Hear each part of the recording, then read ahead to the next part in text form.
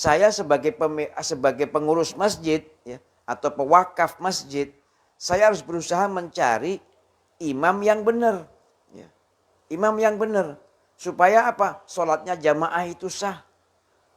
Ya. Dan bisa khidmat. Ya. Kalau tidak, yang memilih imam itu yang menentukan fulan jadi imam dan fulan jadi itu ikut berdosa. Ya. Kadang-kadang orang berpikir ya, masjid itu dijadikan kayak tempat paguyuban begitu ya. Sudah hari ini yang jadi imam kamu sajalah.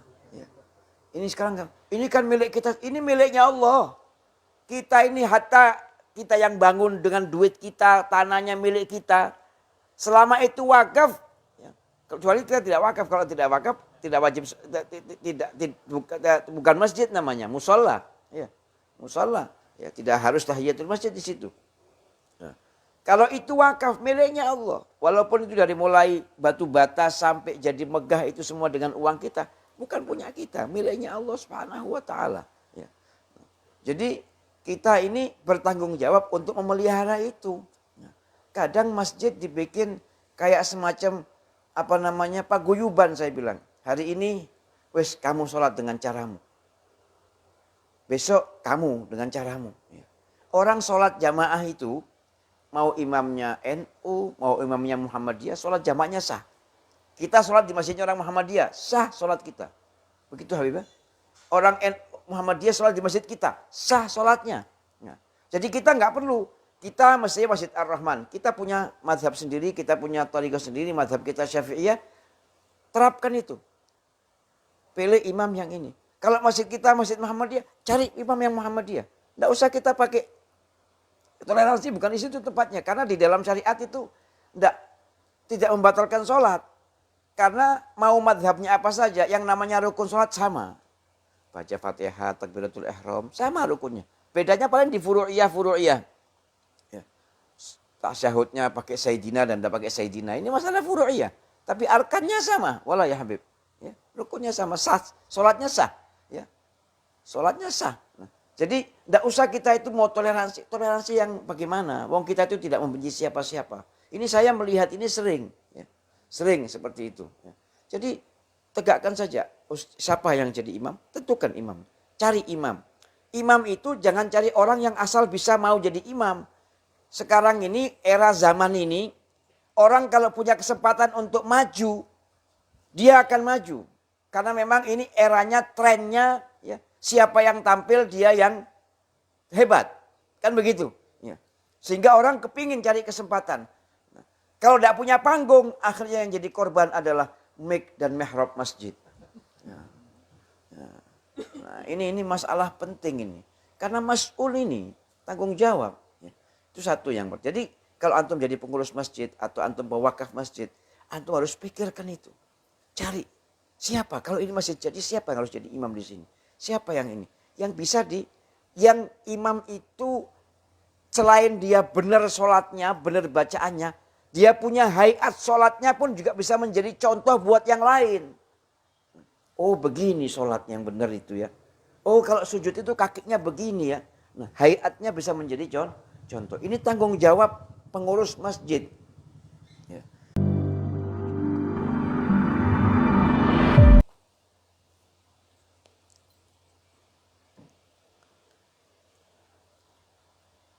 Bismillah walhamdulillah. Alhamdulillah ala ni'matul Islam wal iman wa kafah biha min ni'mah.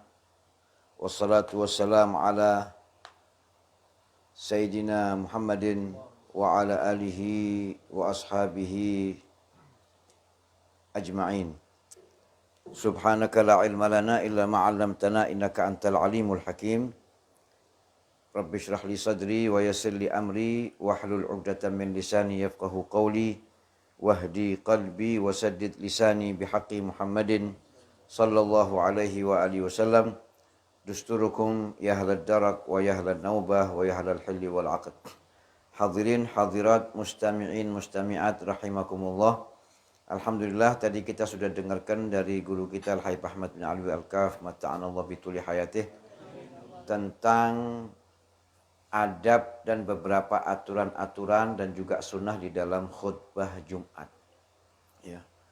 Saya hanya ingin menambahkan sedikit ya. Dan ini khususnya bagi kita kalau nanti besok-besok kita jadi pengurus masjid atau kita ini bangun masjid ya. Jangan kita ini cuma bisa membangun masjidnya ya. Tapi kita juga harus bisa mengatur bagaimana ibadah di masjid itu berjalan dengan benar. Ya. Ini sekarang orang banyak berlomba-lomba membangun masjid. Mereka hanya berpikir masjidnya besar dan indah. Tetapi ibadah di dalamnya itu tidak menjadi sebuah perhatian. Ya. Sehingga kadang-kadang masjid itu sembarangan begitu ya. Sekarang lagi musim nih, lagi musim. Ya, orang kadang-kadang ya inilah repot kalau orang tidak mengerti agama, ngurusin agama. Ya. Akhirnya jadi kacau balau. Ya. Semuanya menggunakan logika saja. Ya. Orang menggunakan logika itu perlu, boleh, tetapi logika yang didasari oleh pengetahuan, ya. Bukan semata-mata logika yang enak menurut kita. Kadang masjidnya sudah jadi, dia tidak berpikir bahwa sholat berjamaah itu adalah, sholat 5 waktu itu wajib. Berjamaah itu sunnah muakkad. Saya sebagai pengurus masjid ya, atau pewakaf masjid, saya harus berusaha mencari imam yang benar. Ya. Imam yang benar. Supaya apa? Sholatnya jamaah itu sah. Ya. Dan bisa khidmat. Ya.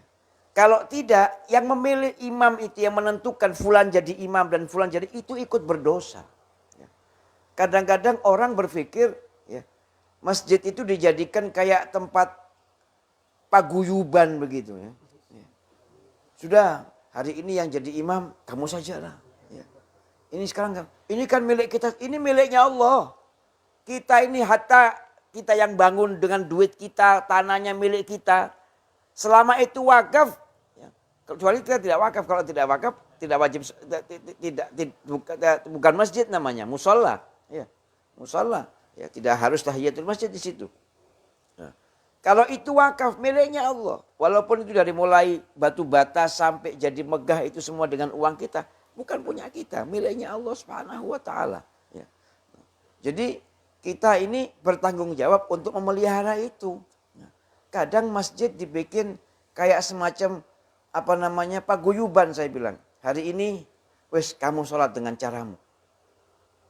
Besok kamu dengan caramu. Ya.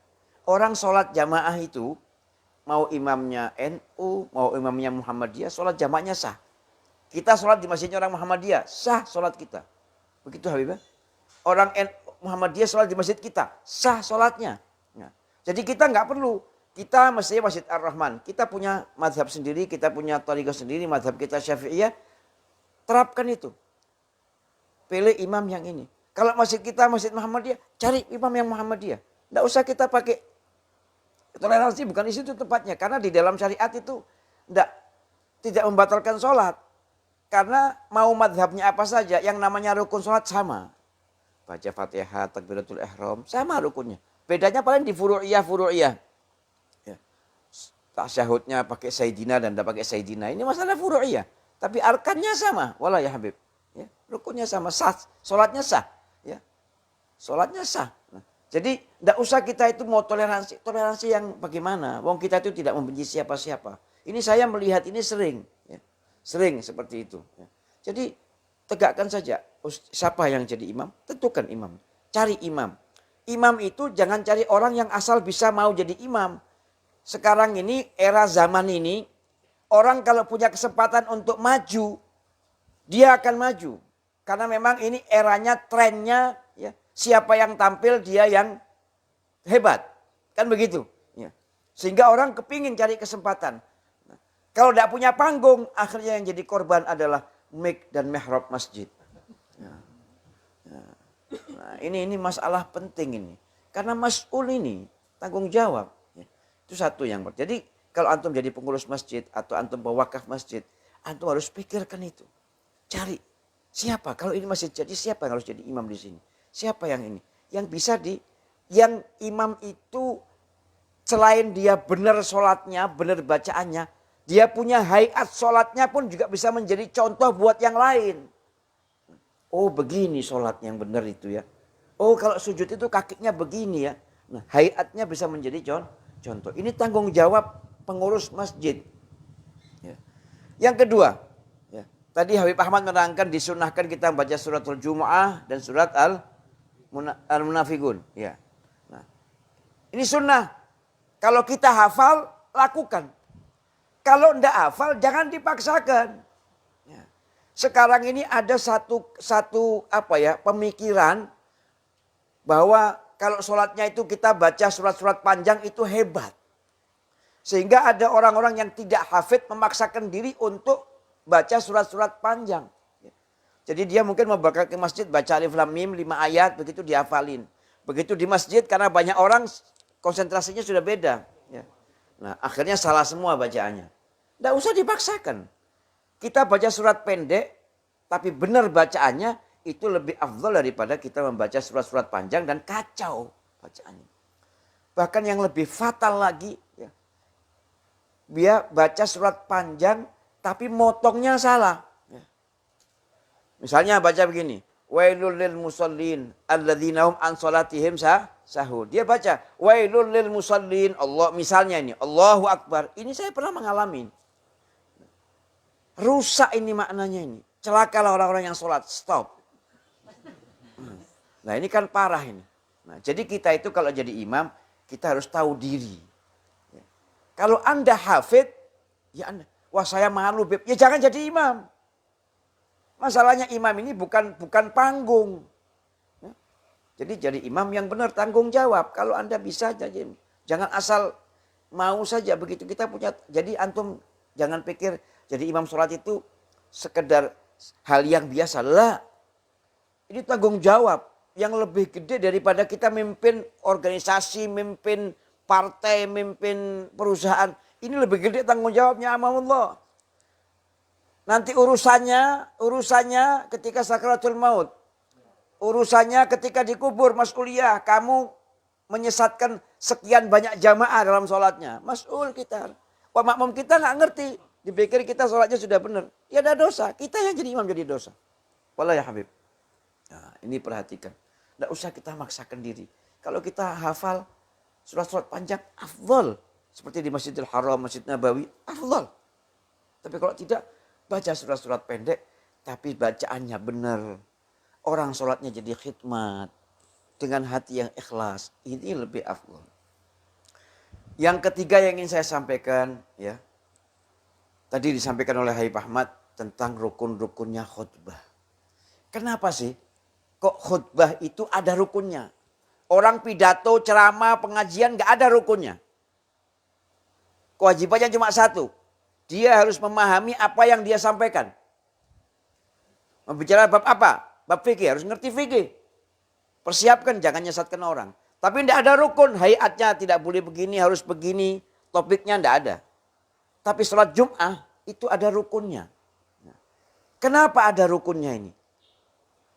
Supaya orang ini di dalam khutbah ini tidak sembarang menyampaikan.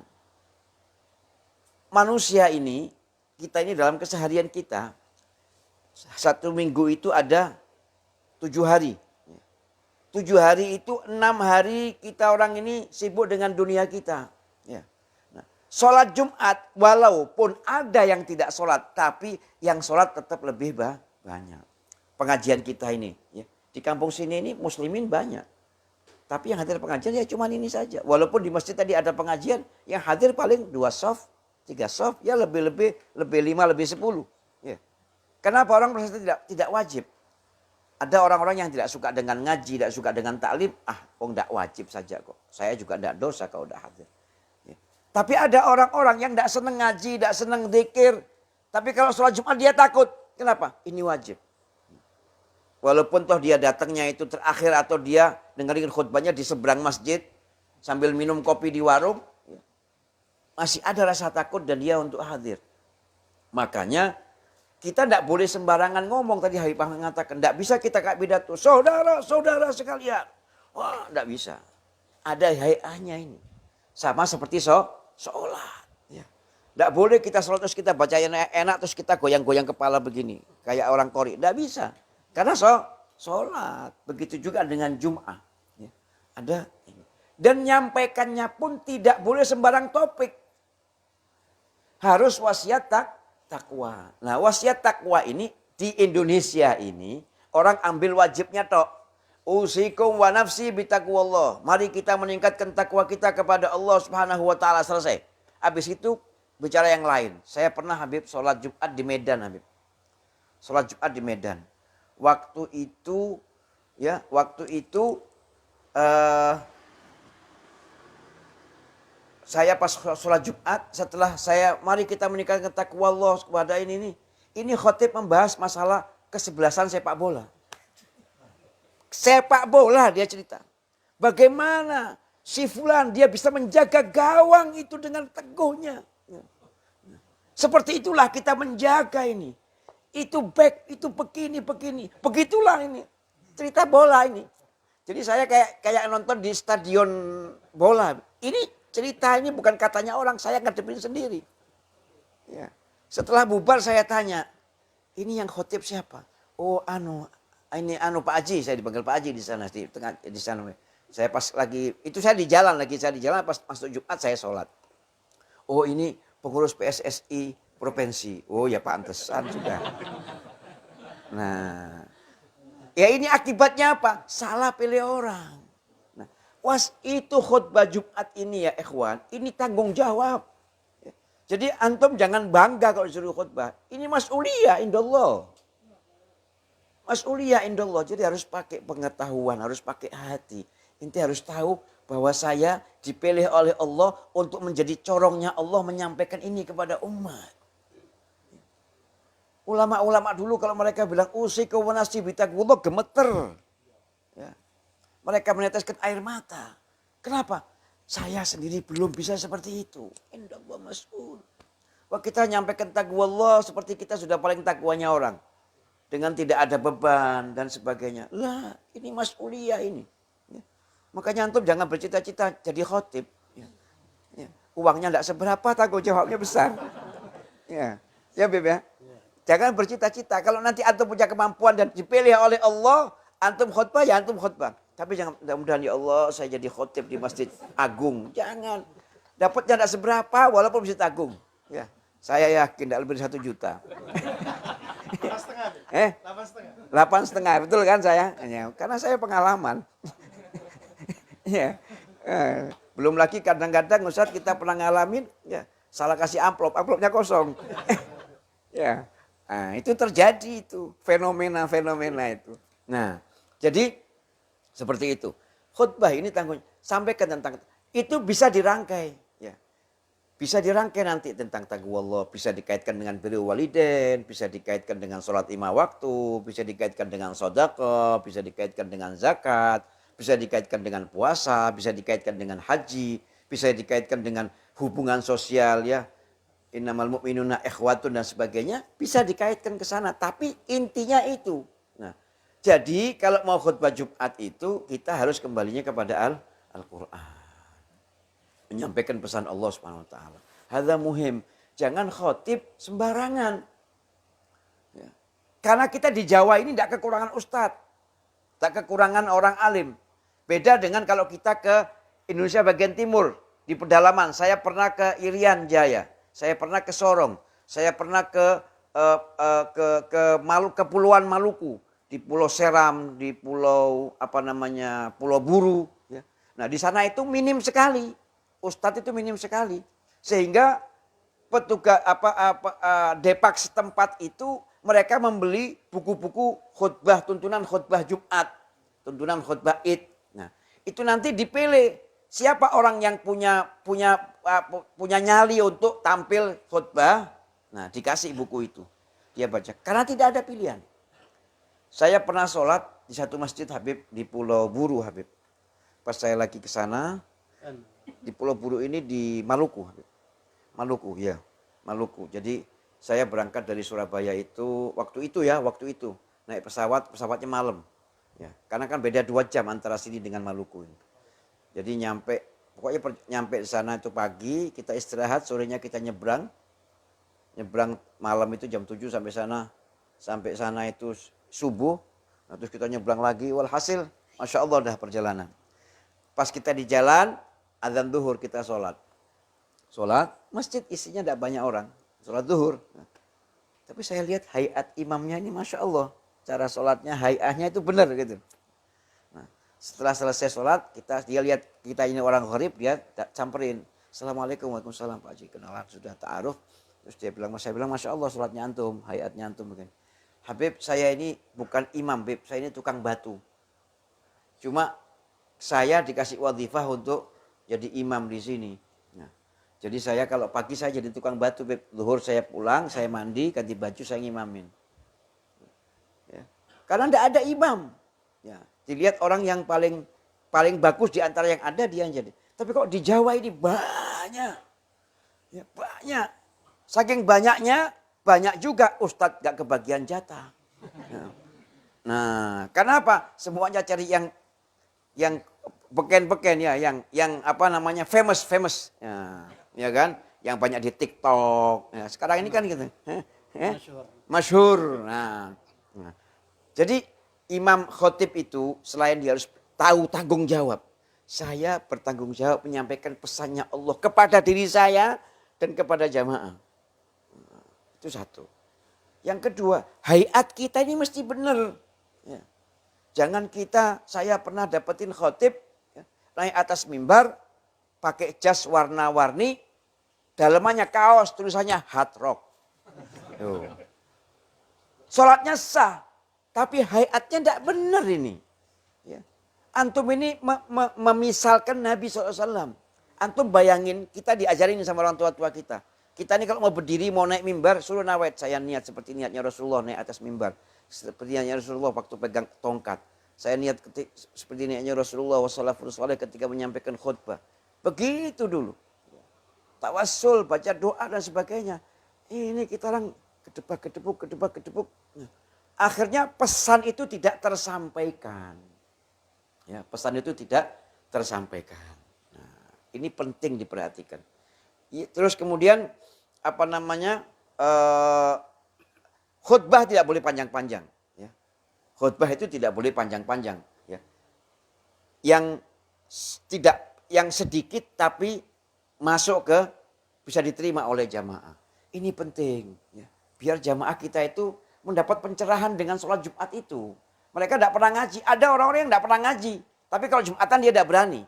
Nah, ini kesempatan mereka untuk memberikan sentuhan kepada mereka. Supaya apa? Ibaratnya casnya itu sudah kendor, di sini kita kencengin lagi.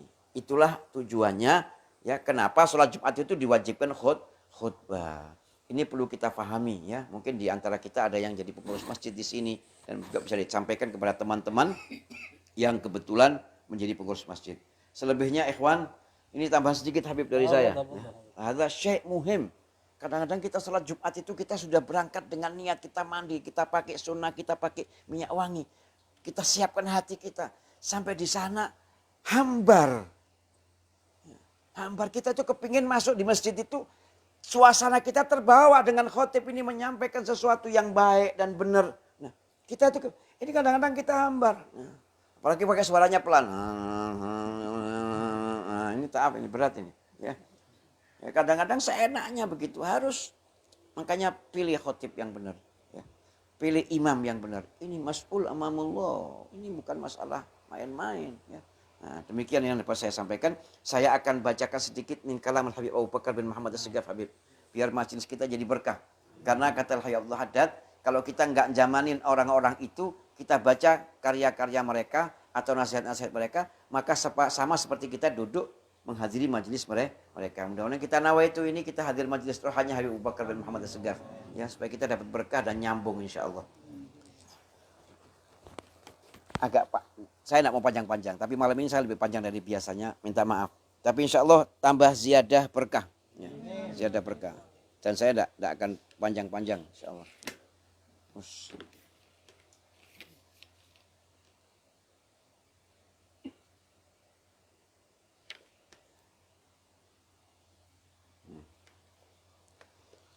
Bismillahirrahmanirrahim. Wa ومن كلام سيدي الحبيب الإمام القطب الغاث الحبيب أبو بكر بن محمد بن عمر السقاف رضي الله تعالى عنه ونفعنا به وبعلومه في الدارين آمين. وقال رضي الله عنه في باب الصدق وحسن الظن والشكر، وقرئ عليه رضي الله عنه في كتاب إيضاح أسرار علوم المقربين في الصدق، وأن الصدق صدقان، صدق القلب وصدق اللسان.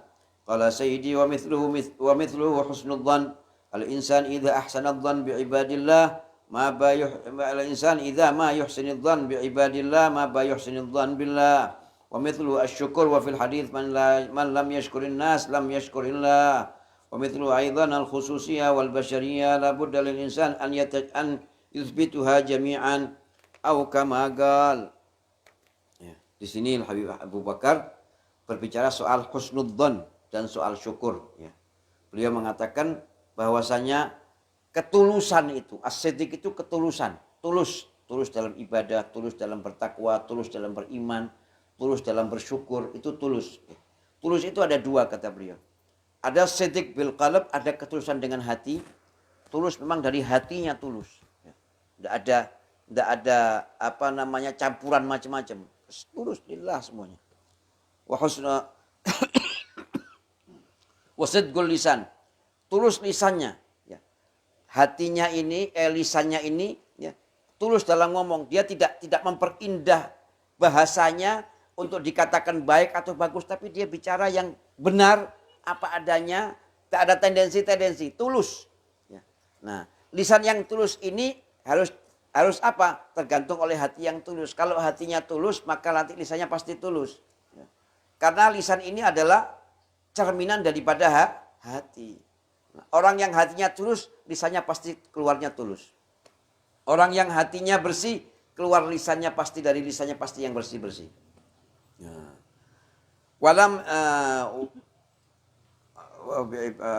Seperti sebagaimana kata Habib Bakar, maksudnya husnudzan. Orang yang jadi artinya kalau hatinya tidak tulus, lisannya tidak akan bisa tulus. Ya, harusnya. Sebagaimana dengan husnudzan. Orang yang tidak bisa berbaik sangka dengan sesama manusia, maka dia tidak akan bisa berbaik sangka kepada Allah Subhanahu wa taala. Bagaimana mau berbaik sangka dengan Allah? Wong dengan ciptaannya Allah saja dia tidak bisa berbaik sangka. Saya tidak bisa yakin ini orang baik. Tidak bisa berbaik sangka sama orang. Sama ciptaannya Allah nggak bisa berbaik sangka, apalagi sama penciptanya.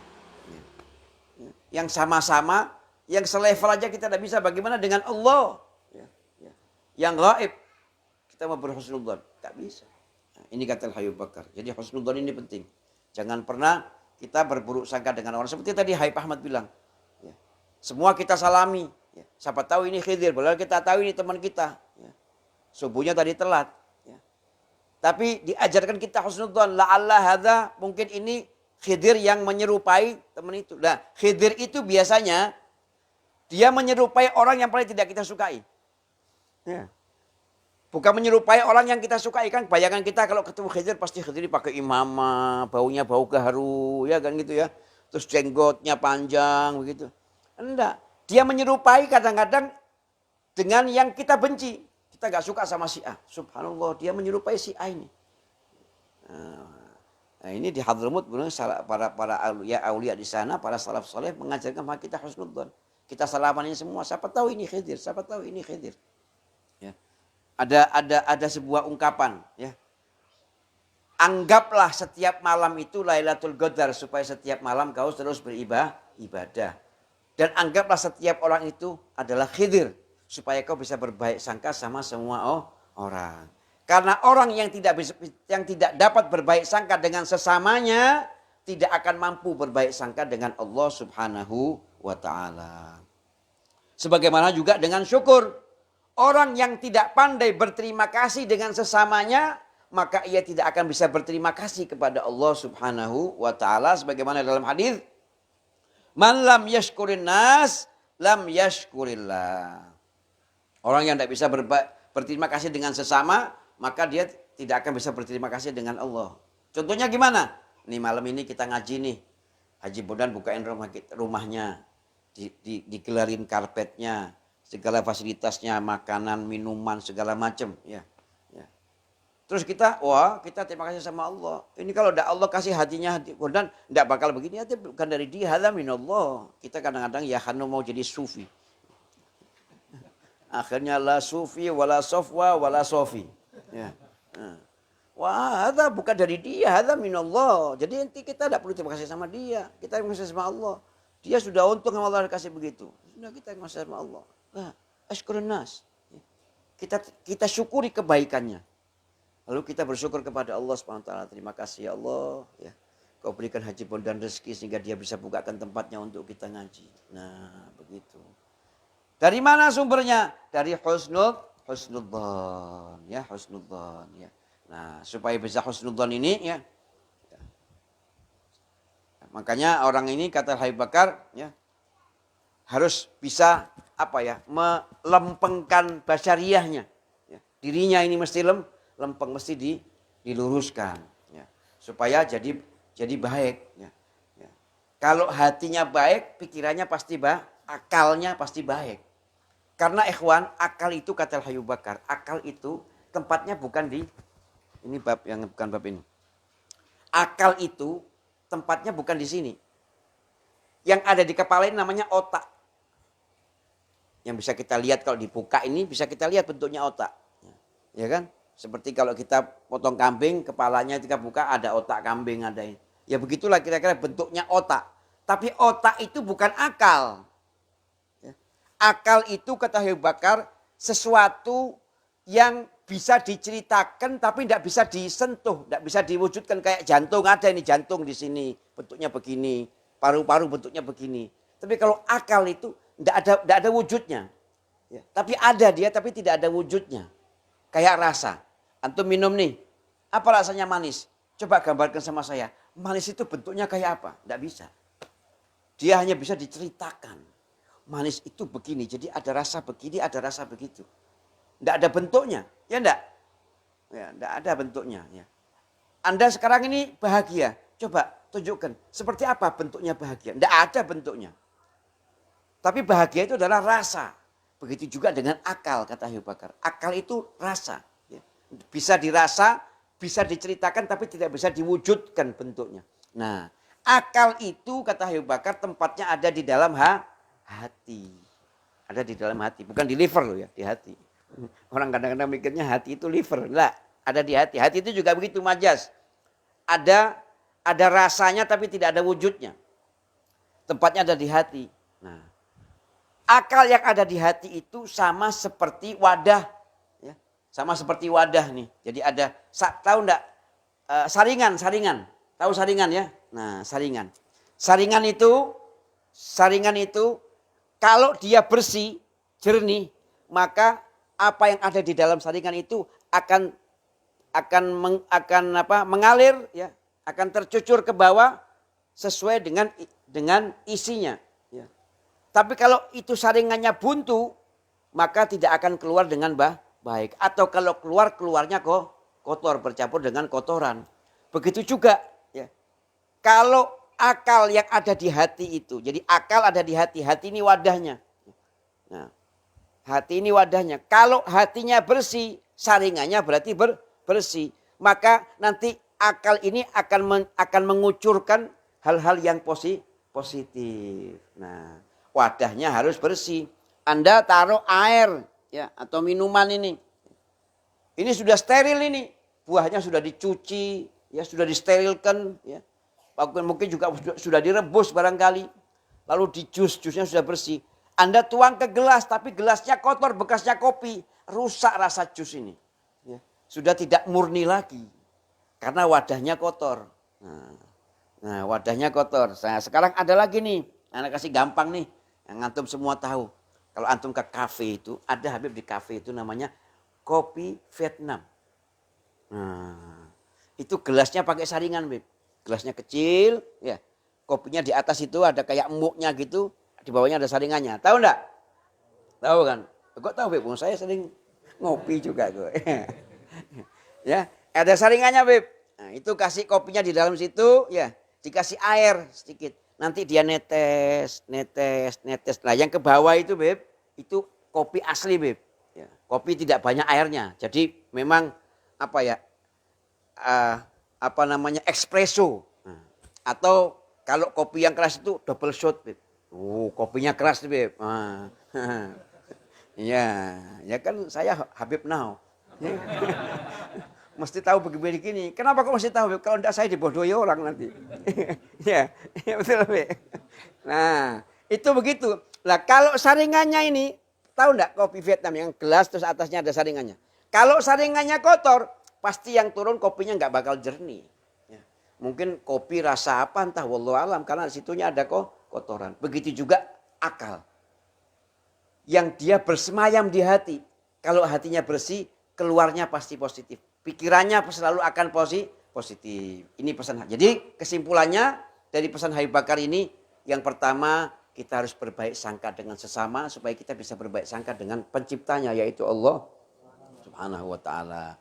Yang kedua, kita harus pandai-pandai ya, mensyukuri, mengakui ya, kebaikan orang lain supaya kita bisa mensyukuri dan mengakui kebaikan Allah kepada kita ya sebagai hambanya sehingga kita bisa bersyukur. Itulah kesimpulan yang dapat saya bawakan malam hari ini dan ini mengkalam Habib Abu Bakar. Mudah-mudahan ini kalam ya berkatnya Habib karena ini kalam mereka ini keluarnya dari hati.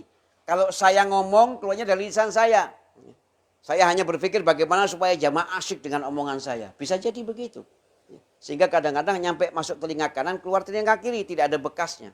Tapi kalau kalamnya mereka, ucapan mereka, petuah mereka keluarnya dari hati. Mereka tidak ngomong kecuali mereka beristikharah minta petunjuk dari Allah Subhanahu wa taala. Sehingga apa yang keluar dari lisan mereka ya, itu adalah cerminan daripada kejernihan hati mereka. Karena keluar dari hati yang jernih, maka apa yang mereka sampaikan akan bersemayam di hati dan bersemayam di pikiran kita yang mana pikiran itu berada di dalam atau bersemayam di dalam hati kita. Mudah-mudahan ada manfaatnya ya dan mudah-mudahan kita mendapat keberkahan dari Habib Abu Bakar bin Muhammad As-Sigaf. Amin ya rabbal alamin. Mohon maaf atas segala kekurangan. Wal afu minkum wassalamualaikum warahmatullahi wabarakatuh. Bismillahirrahmanirrahim. Alhamdulillahi rabbil alamin.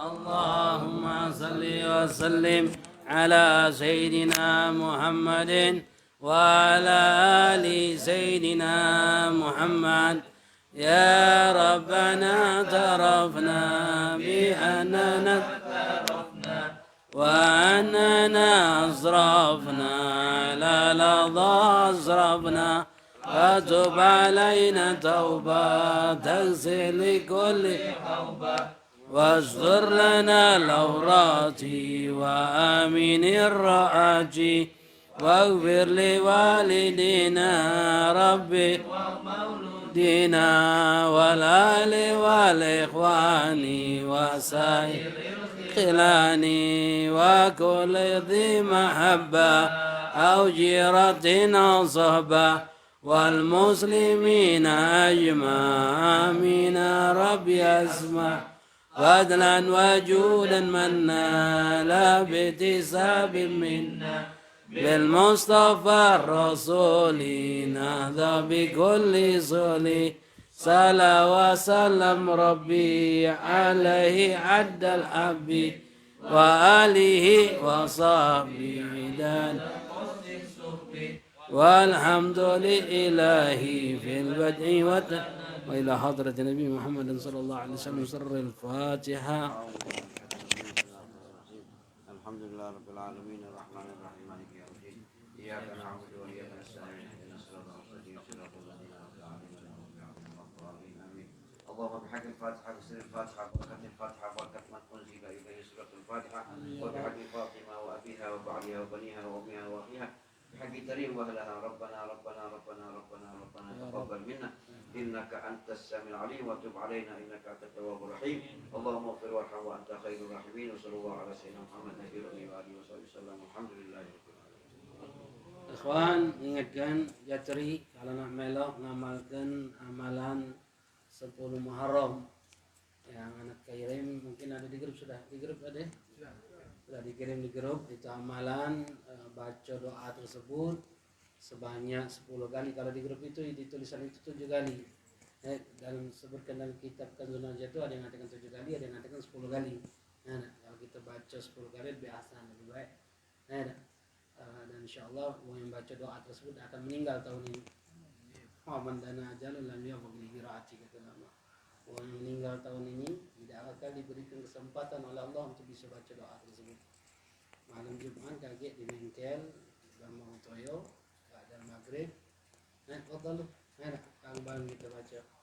Dan diajarkan untuk puasa lagi nih. Besok puasa, Jumat puasa, Sabtu puasa. Habis buka puasa acaranya. Iya. Fadal bang buka puasa di bengkel. Kalau siap tuh. Gimana bengkel? Mabang betul. Kenapa? Iya. Nah, kalau siap gong, kalau tidak siap gong ya. Tahan ya. Berarti habis sisa ada majelis ya, ada makanan insyaallah. Betul ya. Usahakan ya untuk mengamalkan banyak kan amalan-amalan di situ kan ada di grup kan ada. Amalan-amalan yang Asyura. Amal kegalah punya dan yang paling kuat riwayat itu cuma dua. Yang pertama adalah puasa, yang kedua berluas puasa nama keluarga. Barang siapa yang meluaskan rezeki keluarganya pada hari Asyura, mengampangkan duit belanja, Allah luaskan rezekinya sepanjang tahun. Jadi kalau biasa menjadi duit belanja 50.000, 30.000 tiap hari, baca besok, lusa, malam Jumat, hari Jumat itu juta. Tak apa, banyak-banyak. Juta, biasa-biasa ya, sebulan. Tapi luaskan rezeki ya. Keluarga, ibu kamu, orang tua, ada mobil khusus ya. Kakek nenek kamu, jangan lupa. Kakek nenek itu bagian dari keluarga kita. Mobil khusus ya. Kalau mereka tidak mampu, ada kewajiban kita untuk berikan nafkah kepada mereka sama seperti orang tua kita. Mamang bibian kita juga ada. Kemudian dulu-dulu kita jangan lupa ponaan perhatikan ada. Walhasil usahakan untuk luaskan rezeki kepada mereka. Allah luaskan rezeki kita. Mudah-mudahan Allah berikan keberkahan kepada kita. Wallahu a'lam. Jangan lupa doakan anak usikum doa Habib doakan. Saya juga doakan. Ya. Doakan kita usikum doakan kami keluarga malam Jumat kan doanya mustajab, malam Asyura pula. Usikum doa. Ada ma'allakum wa lakum minkum. Assalamualaikum warahmatullahi wabarakatuh.